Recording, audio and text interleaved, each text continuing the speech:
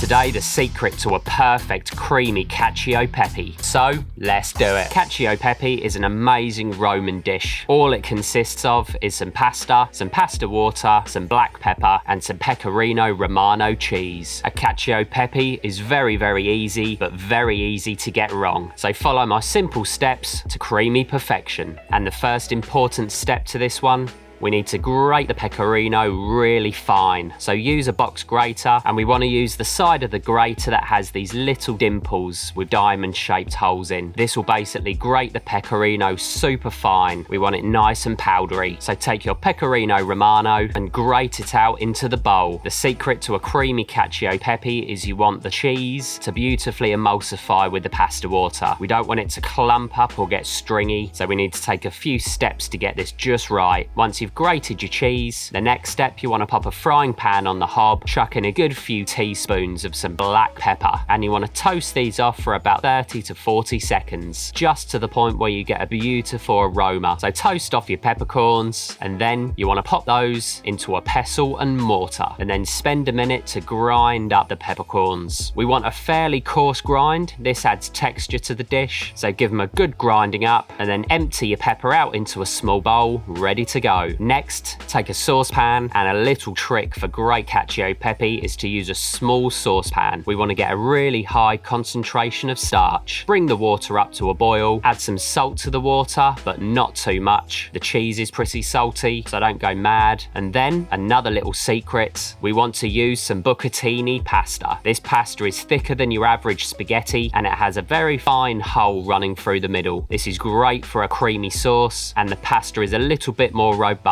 which is great when we bring the sauce together, because we do give it a pretty vigorous mix, so we don't want to break it up. Once your bucatini is in, we want to cook this for about 1 to 2 minutes less than it says on the packet. We want it nicely al dente, as we're going to finish the cooking in the sauce. And at this point, just to make sure that our cheese is beautiful, powdery and fine, you want to pass it through a sieve into another bowl. And then, once the pasta is about a minute or two away, we want to add a tiny dash of the pasta water to the cheese. Use a spatula to mix the cheese into a beautiful paste. Add the water a little dash at a time, and then when you have a lovely cheesy pecorino paste, stick that to one side, add a frying pan to the hob, but do not turn on the heat. This is another very important step with a cacio e pepe. Too hot and the cheese will get stringy. So add a good few pinches of your black pepper, and then ladle in your pasta. Add a little dash of that pasta water to start, and then chuck in the pecorino paste. Once it's in, you want to stir vigorously with a spatula or a wooden spoon. Keep it moving, and it should start to get nice and creamy pretty quickly. Keep it moving, add any more pasta water you need, give it a good tossing up in the pan, and literally after 30 to 40 seconds, you should be getting a beautiful creamy cheese sauce. Adjust with any more cheese, any more water, and after about a minute, we should be there. So once it's creamy, pour your pasta out onto a plate, finish with another little pinch of pepper and a grating of some pecorino romano, and that is the secret to a perfect creamy cacio e pepe. Follow these steps for perfection each and every time. So give it a go, and I'll see you next time.